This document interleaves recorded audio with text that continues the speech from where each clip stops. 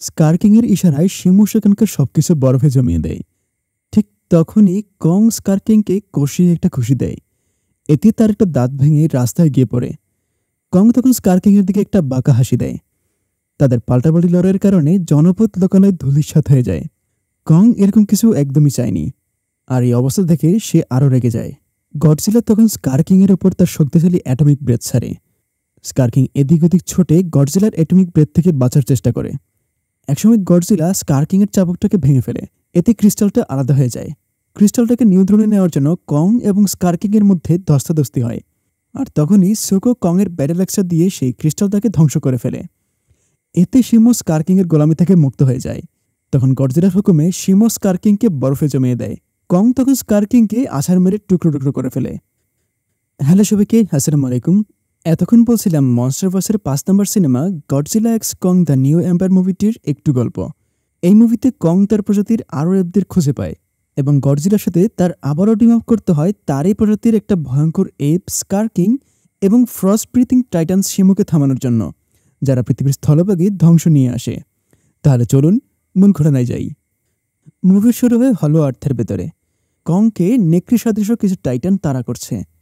একসময় কং একটা খাদের সামনে এসে আটকে যায়। সে লড়াইয়ের জন্য প্রস্তুত, কিন্তু পরে দেখা যায় এটাই কংয়ের উদ্দেশ্য ছিল। সে আগে থেকেই এখানে ফাঁদ পেতে রেখেছে। ছোট টাইটানগুলো সামনেই আসতেই কংয়ের তৈরি ফাঁদে পড়ে যায়। বেঁচে থাকা বাকিরা পিছু হটতে চায় না, তাই কং তার পাশে থাকা একটা মৃতদেহকে টেনে ছিঁড়ে ভয় দেখায়। এতে বাকিরা পালিয়ে যায়। কং বিরক্ত নিয়ে তার গায়ে লেগে থাকা রক্তের দিকে তাকায়। ঝর্ণার পানিতে সে গোসল করে। তারপর সে তার শিকার থেকে মাংস খেতে বসে, কিন্তু দাঁতের ব্যথার কারণে সে খেতে পারে না। তখনই কুমিরের মতো একটা টাইটান তার রাখা শিকার নিয়ে যাচ্ছিল। কং সেটাকে বাধা দেয়, কিন্তু হঠাৎ একটা বিকট শব্দে সে সতর্ক হয়ে ওঠে।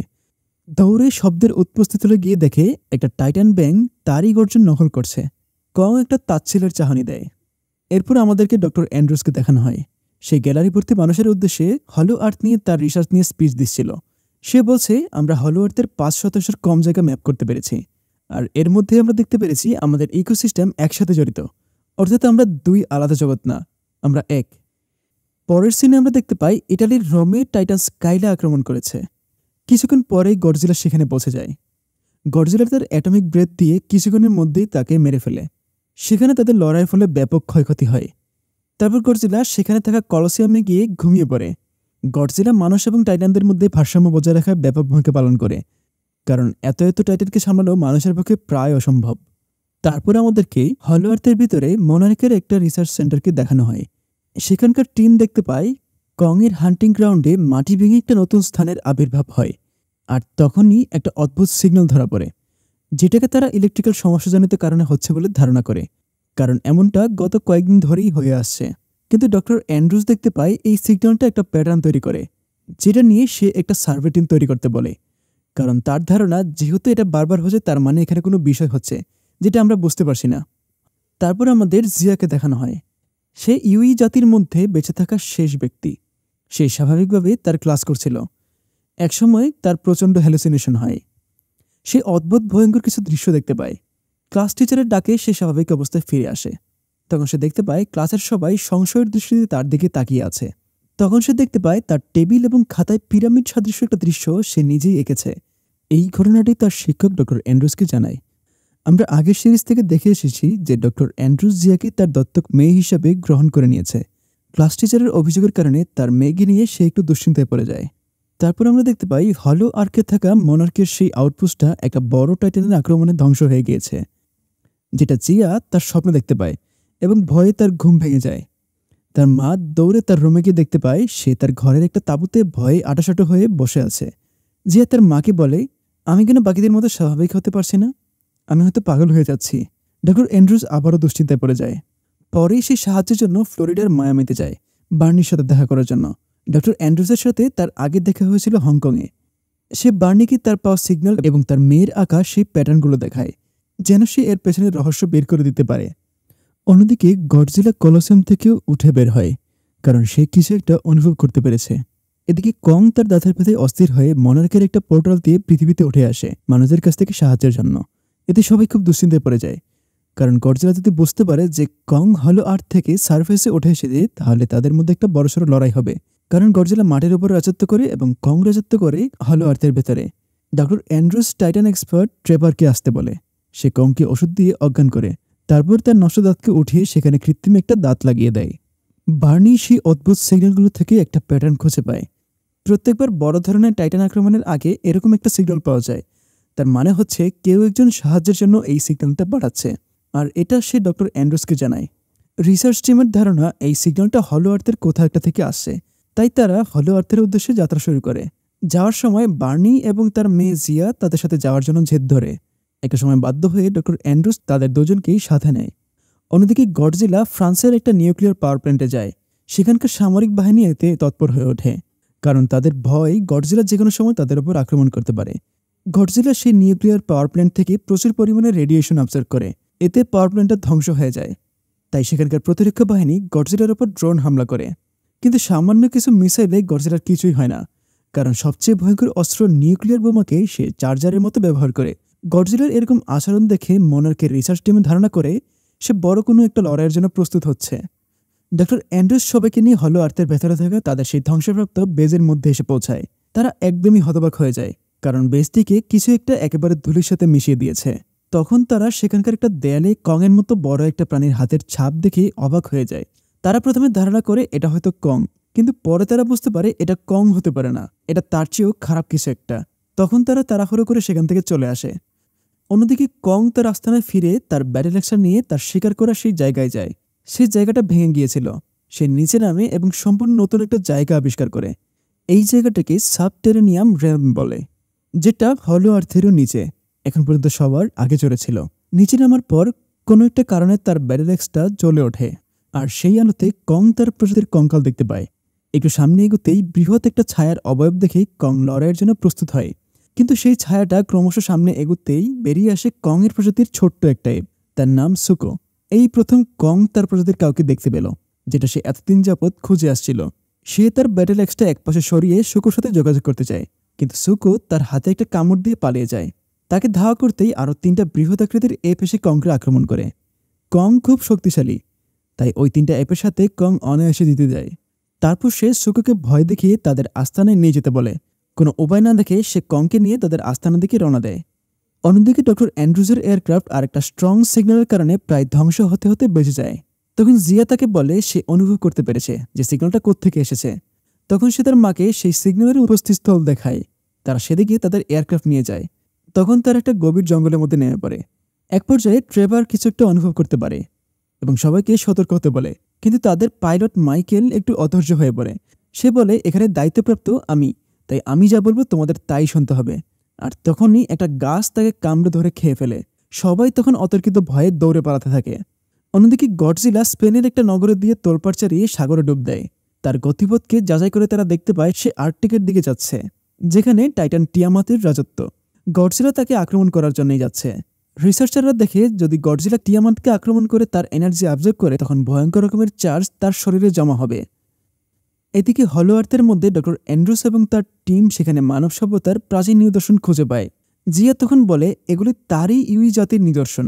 সবাই তখন বেশ অবাক হয়ে যায়, কারণ এখানে মানব সভ্যতা খুঁজে পাওয়া প্রায় অসম্ভব। তার উপরে তারা জানতো ইউই জাতির সবাই কংস্কাল আইল্যান্ডে মারা গিয়েছে। একসময় তারা সেখানে মনস্টারদের রানী মথরার অবয়ব পাথরে খোদাই করা অবস্থায় পায়। এতে তারা আরও অবাক হয়ে যায়, কারণ মথরা মারা গিয়েছিল। তখন জিয়া তাকে বলে এই জায়গাটা মথরার উপাসনা করার জন্য মন্দির হিসেবে ছিল। তখন জিয়া একটা পাথরে চাপ দেয়, এতে চারপাশ থেকে পানি বের হয়ে আসে। তারা তখন সেই পানির গতিপথকে অনুসরণ করে একটা আলোকিত দেয়ালের সামনে গিয়ে দাঁড়ায়, আর এই দেয়ালটা মথরার জাল দিয়ে তৈরি করা। জিয়া তখন সেই দেয়াল ছেড়ে ভেতরে যায়। ভেতরে যেতেই সারি সারি উজ্জ্বল ক্রিস্টাল দেখতে পায়, যেটা জিয়া তার হ্যালোসিনেশনে দেখেছিল। অন্যদিকে সুকো কংকে নিয়ে তাদের আস্তানায় যাওয়ার আগে একটা লেকের পাড়ে পানি খেতে নামে, কিন্তু এটা তার একটা চাল ছিল, কারণ সে কংকে এখনো শত্রু হিসেবে দেখছে। এই লেকে একটা বড় টাইটান রয়েছে। একটা সময় সেই টাইটানটা কংকে আক্রমণ করলে সুকো সেখান থেকে দৌড়ে পালায়, কিন্তু কিছুদূর যাওয়ার পর কং এর ব্যাটেল অ্যাক্সের মধ্যে হোঁচট খেয়ে সুকো পড়ে যায়। কং খুবই শক্তিশালী, তাই সেই টাইটানকে মারা তার জন্য খুব কঠিন কোনো ব্যাপার ছিল না। একসময় কং বসে সেই টাইটানের মাংস খেতে শুরু করে। তখন সে সুকোকেও একটু দেয়। তখন সুকো বুঝতে পারে যে কং আসলে খারাপ না। সে কং এর প্রতি তার ধারণা পাল্টে ফেলে। অন্যদিকে গডজিলা টাইটান টিয়ামাটের আস্তানায় গিয়ে তাকে আক্রমণ করে এবং কিছুক্ষণের মধ্যেই সে টিয়ামাটকে তার অ্যাটমিক ব্রেথ দিয়ে মেরে ফেলে। তারপর সে টাইটান টিয়ামাতের আস্তানার আরো ভেতরে যায়। হলো আর্থের মধ্যে ডক্টর অ্যান্ড্রুস সেই লোকালয়ের গভীরে যেতে থাকে। হঠাৎ এক সময় কিছু একটা অনুভব করে তারা সতর্ক হয়ে ওঠে, আর তখনই তাদেরকে ইউই জাতির লোকজন এসে বন্দি করে তাদের গ্রামে নিয়ে যায়। এখানকার সবাই টেলিপ্যাথির মাধ্যমে যোগাযোগ করে, তাই তারা মুখে কোনো কথা বলে না, কিন্তু জিয়া তাদের কথাগুলো বুঝতে পারে। একসময় তাদের রানী সেখানে এসে উপস্থিত হয়। সে জিয়াকে তার কাছে নিয়ে যায়। তারপর সে জিয়ার হাত ধরে তার স্মৃতিগুলো দেখে। তখন সে বুঝতে পারে যে ডক্টর অ্যান্ড্রুস এবং তার টিম তাদের কোনো ক্ষতি করবে না, তাই সে তার সৈন্যদের ইশারা দেয় যেন তাদেরকে ছেড়ে দেয়। ডক্টর অ্যান্ড্রুস সেখানে এসে জানতে পারে যে তারা যে সিগন্যালগুলো পাচ্ছিল সেগুলো এই ইউই জাতির লোকজনই পাঠাচ্ছিল। তারপর তারা সেখানকার একটা ঘরকে আলোকিত করে। তখন ডক্টর অ্যান্ড্রুস সেখানকার দেয়ালে প্রাচীন কিছু নকশা দেখতে পায়। সেখানকার লেখাগুলো সে পড়তে থাকে। তখন জানা যায় আগে এক সময় হলো আর্থ এবং ভূপৃষ্ঠের সবাই একসাথে বসবাস করত। টাইটানগুলো ছিল প্রকৃতির গার্ডিয়ান, আর কংয়ের মতো এপরা ছিল মানবজাতির রক্ষক। কিন্তু সেখানে একটা নির্দয় এপ ছিল যে এই ভারসাম্য নষ্ট করে ফেলেছিল। সে তার প্রজাতির এপদেরকে নিয়ে গডজিলার সাথে লড়াই করেছিল, আর সেই লড়াইতে গডজিলা প্রায় হেরে গিয়েছিল। কিন্তু অবশেষে গডজিলা তাদেরকে হলো আর্থের একটা লাভার প্রদেশের মধ্যে বন্দী করে ফেলে। কিন্তু সেই ভয়ঙ্কর এপটা পৃথিবীতে পৌঁছে রাজত্ব করার জন্য মরিয়া হয়ে আছে, আর তাকে ইউই জাতির লোকজন স্কার কিং বলে ডাকে। অন্যদিকে কং এপদের আস্তানায় গিয়ে পৌঁছায়। এতদিন পর্যন্ত কং ভাবত সে একা, কিন্তু একসাথে তার প্রজাতির এতগুলো এপকে দেখে সে অবাক হয়ে যায়। কিন্তু সে আরও অবাক হয়ে যায় যখন সে দেখতে পায় তারা নির্যাতিত। পাশেই 3টা মাথা ঝোলানো অবস্থায় দেখতে পায় সে। নিচে নেমে সে একটা অ্যাপকে ঘুষি দিয়ে অজ্ঞান করে ফেলে। সুকো কংকে থামানোর অনেক চেষ্টা করে, কিন্তু কং ঠিক করে ফেলেছে সে তার প্রজাতির ওপর এই অত্যাচার মেনে নেবে না। সে স্কারকিংকে চ্যালেঞ্জ করে। তখন স্কারকিংয়ের সাথে কংয়ের ভয়ঙ্কর একটা লড়াই হয়। স্কারকিংয়ের হাতে একটা চাবুক থাকে যেটার মাথায় একটা খুব ধারালো ক্রিস্টাল রয়েছে। কংয়ের সাথে গায়ের জোরে না পেরে সে ওই চাবুকটা ব্যবহার করে কংকে আঘাত করে, কিন্তু এতেও সে কংয়ের সাথে পেরে ওঠে না। তাই সে তার হাতে থাকা ভয়ঙ্কর একটা অস্ত্রকে বের করার ইশারা দেয়। আর সেটা হচ্ছে প্রাচীন একটা টাইটান যার নাম শিমো। তার পাওয়ার অনেকটা গডজিলার মতো। সে তার মুখ দিয়ে ফ্রস্ট ব্রেথ ছাড়তে পারে, যেটা সবকিছুকে বরফে জমিয়ে দেয়। স্কারকিংয়ের হাতে থাকা সেই ক্রিস্টালটা কোনোভাবে শিমোকে যন্ত্রণাদায়ক অনুভূতি দেয়, আর এভাবে সে শিমোকে বশ করে কংকে আক্রমণ করে। কং শিমোর ফ্রস্ট ব্রেথকে তার ব্যাটেল-অ্যাক্স দিয়ে আটকানোর চেষ্টা করে, কিন্তু এতে তার হাত বরফে জমে যায়। শিমোর সাথে কং পেরে উঠবে না, তাই সুকো সেখানকার একটা গুহার মধ্যে দিয়ে কংকে নিয়ে পালিয়ে যায়। ডক্টর অ্যান্ড্রুস সেই প্রাচীন লিপিগুলো থেকে আরও জানতে পারে যে অ্যানশিয়েন্ট টাইটান শিমো পৃথিবীতে প্রথম আইস এজের জন্য দায়ী ছিল। সেখানে একটা ভবিষ্যৎবাণীও ছিল যে কংস্কাল আইল্যান্ড থেকে একটা ইউই জাতির মেয়ে আসবে যে এসে মথুরাকে জাগিয়ে তুলবে। তখন ডক্টর অ্যান্ড্রুস বুঝে যায় যে সেই মেয়েটা আর কেউ নয়, তার দত্তক নেওয়া মেয়ে জিয়া। অন্যদিকে কং সেই গুহা থেকে বের হয়ে আসে, আর তার পিছু পিছু বাকি এপরা তাকে ধাওয়া করতে থাকে। কিন্তু কং একা হলেও সে খুব বুদ্ধিমান। সে আগে থেকেই তার পেতে থাকা ফাঁদগুলোকে তার যাত্রাপথে অ্যাক্টিভ করতে থাকে। একসময় সুকো এসেও তাকে সাহায্য করে। গডজিলা ফ্রান্সে টিয়ামাতকে হারিয়ে সেখানে থাকা সম্পূর্ণ রেডিয়েশন অবজর্ভ করে ফেলে, আর এতে তার ডরসাল প্লেটগুলো ম্যাজেন্টা রঙে পরিণত হয়। কং আহত অবস্থায় সাহায্যের জন্য ইউই ট্রাইবদের কাছে আসে। তারা কংকে ভেতরে আনার জন্য যখন তাদের সুরক্ষা বলয় খুলে দেয়, তখন স্কারের পাঠানো স্পাই এপ দেখতে পায় যে তাদের এই জায়গাতে পৃথিবীতে যাওয়ার পোর্টাল রয়েছে। সে এটা গিয়ে স্কারকিংকে জানায়। তারপর স্কারকিং তার পুরো বাহিনীকে নিয়ে সেদিকে যাত্রা করে। ট্রেপার কাছে গিয়ে কংয়ের হাতটাকে ভালোভাবে পর্যবেক্ষণ করে দেখতে পায় তার বেশ কিছু টিস্যু এবং নার্ভ নষ্ট হয়ে গেছে। তখন সে ডক্টর অ্যান্ড্রুসকে প্রজেক্ট পাওয়ার হাউসকে ইনস্টল করার জন্য বলে। আর এই প্রজেক্ট পাওয়ার হাউস হচ্ছে কংকে আরও শক্তিশালী করে তোলার জন্য একটা প্রোটোটাইপ। কিন্তু সেই প্রজেক্টের কাজ ফান্ডিংয়ের অভাবে বন্ধ হয়ে গিয়েছিল। তবে সৌভাগ্যক্রমে সেই প্রোটোটাইপটা প্রায় তৈরি হয়ে গিয়েছিল। ট্রেপার সেটা কংয়ের হাতে লাগিয়ে দেয়। এই প্রোটোটাইপটা কংয়ের হাতে একটা গংক্লেট হিসেবে কাজ করে। এতে থাকা কিছু ইনজেকশন কংয়ের ক্ষত সারিয়ে তোলে, আর কংও তার এই হাতের এই গংক্লেটটাকে খুব পছন্দ করে। স্কারকিং তার দলবল সহ ইউই ট্রাইবের দিকে এগিয়ে আসে। এটা সুকো এসে কংকে জানায়। তখন কং একটা ভয়ঙ্কর রিস্ক নেয়। সে স্থলভাগে যায় গডজিলাকে হলো আর্থে নিয়ে আসার জন্য, কারণ সে একা স্কারকিংয়ের সবার সাথে লড়তে পারবে না। জিয়া মথুরাকে জাগিয়ে তোলার জন্য রিচুয়াল অনুযায়ী ক্রিস্টালের সিঁড়ি বেয়ে ওপরে উঠে পড়ে। সে তার হাত বাড়াতেই পুরো জায়গা জুড়ে আলোর বিচ্ছুরণ ঘটতে থাকে, আর সেখান থেকেই আবির্ভাব হয় মথুরার। সে বেশ কিছুক্ষণ জিয়ার দিকে তাকিয়ে থাকে। তারপর সে জিয়াকে নিয়ে পোর্টালের দিকে উড়ে যায়। কং যে পোর্টালটা ব্যবহার করেছিল সেটা তাকে কায়রোতে এনে দেয়। গডজিলা কংয়ের অবস্থাতে টের পায়। কিছুক্ষণ পরেই সে কায়রোতে এসে পৌঁছায়। গডজিলা প্রচণ্ড রেগে কংয়ের দিকে তেড়ে আসে, কারণ স্থলভাগে তার রাজত্ব। কং গডজিলাকে ইশারায় বোঝানোর চেষ্টা করে যে সে এখানে লড়াই করতে আসেনি, সে তার সাহায্য চায়। কিন্তু গডজিলা তার ইশারাকে তোয়াক্কা করে না। সে কংকে আক্রমণ করে বসে। কং প্রথম থেকে ধৈর্য ধরে থাকলেও একটা সময় সেও গডজিলাকে পাল্টা আক্রমণ করে। একটা সময় গডজিলা কং এর উপর তার ভয়ঙ্কর অ্যাটমিক ব্রেথ ছাড়তে যাবে, তখনই সেখানে মথরা এসে তাদেরকে থামায়। সেখানে জিয়াও থাকে। তারা টেলিপ্যাথির মাধ্যমে গডজিলার সাথে যোগাযোগ করে। তখন গডজিলা শান্ত হয়ে তাদের সাথে হলো আর্থে ফিরে আসে। অন্যদিকে হলো আর্থের লোকজন প্রাচীন কিছু টেকনোলজি ব্যবহার করে একটা অ্যান্টি গ্র্যাভিটি তৈরি করার জন্য। আর তখনই সেখানে স্কারকিং তার দলবল নিয়ে এসে উপস্থিত হয়। কিছুক্ষণ পরেই সেখানে গডজিলা, কং এবং মথরাও এসে পৌঁছায়। স্কারকিং এবং তার দলের সাথে তাদের অনেক বড় একটা মারামারি হয়। এক পর্যায়ে স্কারকিং একটা পোর্টাল ব্যবহার করে পৃথিবীর স্থলভাগে এসে পৌঁছায়, আর তাকে থামানোর জন্য বাকিরাও তার পেছনে ছুটে যায়। শিমুর ফ্রস্টবেথের কারণে সাগরের পানি বরফে পরিণত হয়। তখন স্কারকিং এর ইশারায় শিমু সেখানকার সবকিছু বরফে জমিয়ে দেয়। ঠিক তখনই কং স্কারকিংকে কষিয়ে একটা খুশি দেয়। এতে তার একটা দাঁত ভেঙে রাস্তায় গিয়ে পড়ে। কং তখন স্কারকিং এর দিকে একটা বাঁকা হাসি দেয়। অনেকক্ষণ ধরে পাল্টাপাল্টি তাদের লড়াই চলতে থাকে, আর এতে জনপদ লোকালয় ধূলিসাৎ হয়ে যায়। কং এরকম কিছু একদমই চায়নি। সে এই অবস্থা দেখে আরো রেগে ওঠে। গডজিলা তখন স্কারকিং এর ওপর তার শক্তিশালী অ্যাটমিক ব্রেথ ছাড়ে। স্কারকিং এদিক ওদিক ছোটে গডজিলার অ্যাটমিক ব্রেথ থেকে বাঁচার চেষ্টা করে। একসময় গডজিলা স্কারকিং এর চাবুকটাকে ভেঙে ফেলে। এতে ক্রিস্টালটা আলাদা হয়ে যায়।